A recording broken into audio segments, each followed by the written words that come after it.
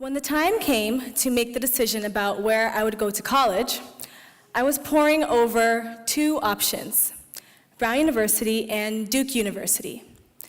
To make the final choice, I relied on a bizarre moment of divine intervention that at the time felt very real to me. In those moments of decision-making, I had a vision of the woman that I would become once I graduated from each institution. They were both a few inches taller and were smiling very clearly back at me. The woman from Duke was decked out in blue from head to toe.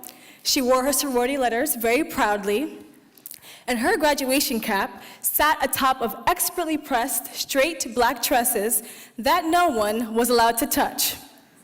She posed a little something like this.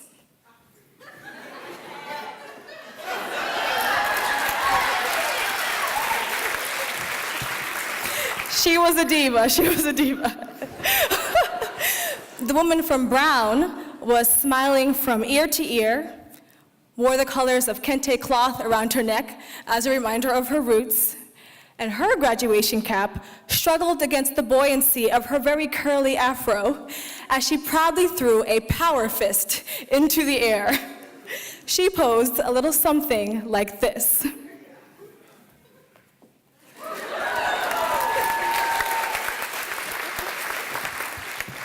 Now maybe she was a little bit corny, but something about her seemed real, genuine, perhaps ever true. And so I eagerly cast my vote for the corny but lovable Brown activist, and I expected to enjoy the 4 years of blissful smooth sailing that stood between me and her. However, as all of us who are graduates in the room know, for very unique and different reasons, life did not go as planned. In the spring of my sophomore year, I had to pause. I left Brown for a year and a half on a medical leave. I felt withered and was barely able to whisper the words, "Me too." I used to harbor a lot of embarrassment for a decision I felt I had no other choice but to make. I did not feel brave, but weak. When people asked me what I did with my time off, I struggled to admit that I was home, distant from my family, sleeping from the fatigue of therapy and depression. And even as I started back on my road to completing Brown, it often felt like I was convincing myself to do a sprint up the highest mountain.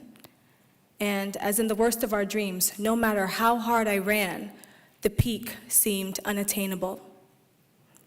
So to be here tonight in this moment with all of you makes me feel almost immortal.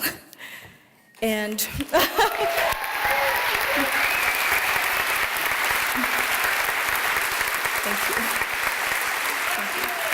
Thank you.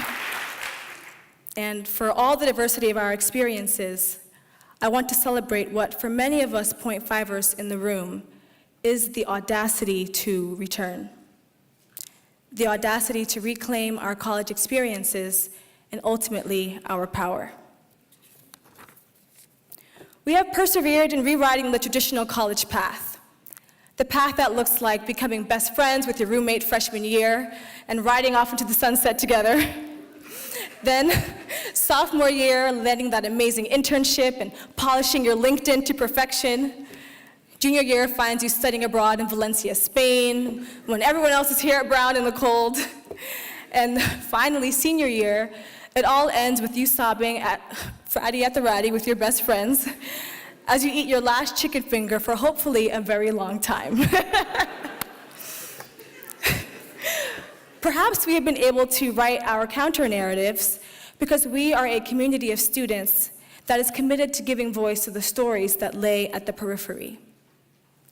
We have used the language our courses have given us to articulate our experiences with marginalization, acknowledging that dominant narratives are often incomplete. We tread our campus grounds with the knowledge that it sits on indigenous land and was built by enslaved labor. centering the histories of social injustice that are intimately tied to institutions of higher education.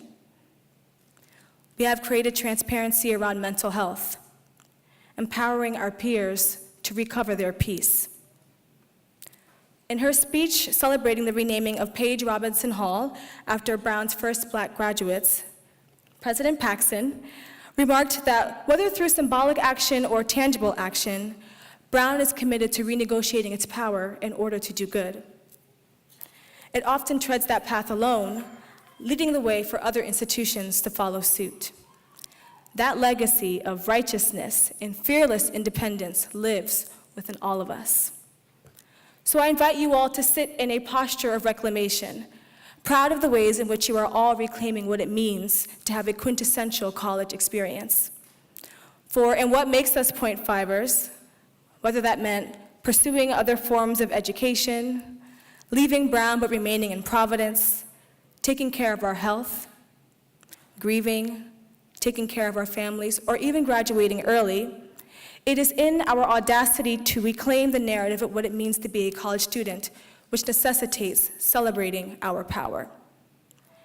Now, today may not mean that we feel or have always felt strong, or that we are not still wading in the waters of our vulnerability. It simply means that as we faced having chosen or not chosen to deviate from the idea of what college should be, ultimately, we have finished. And I feel so honored to be in a room with such triumphant and courageous scholars.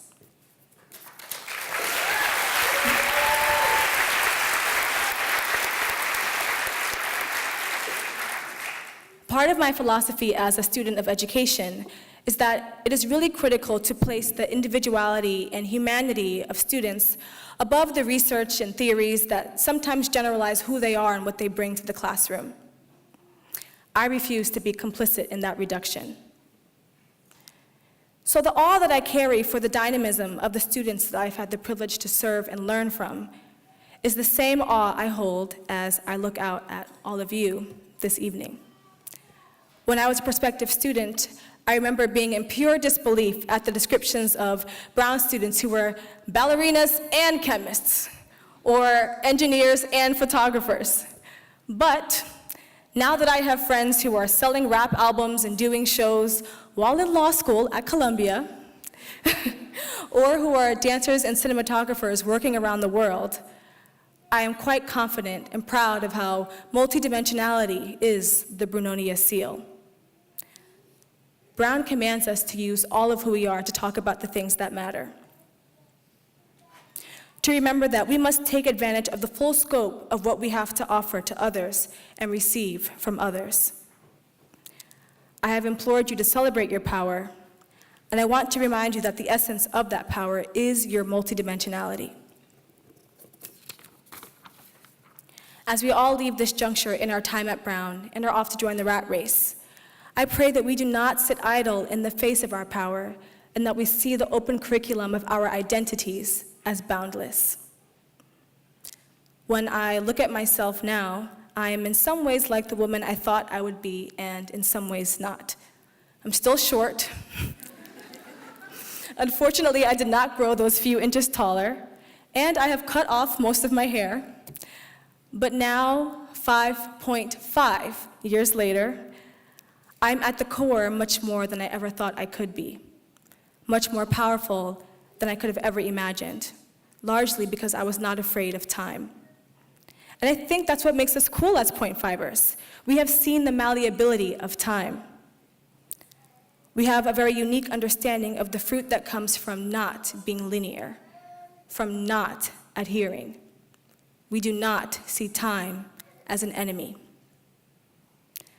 Even though the circumstances around which I became a point fiver were among the most difficult in my life, I have never felt more alive than I do recognizing that I'm living to answer to no one else but myself, and perhaps some of you feel the same.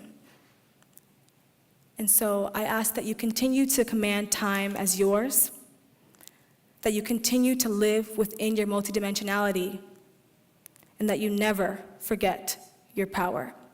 Congratulations, class of 2018.5! you.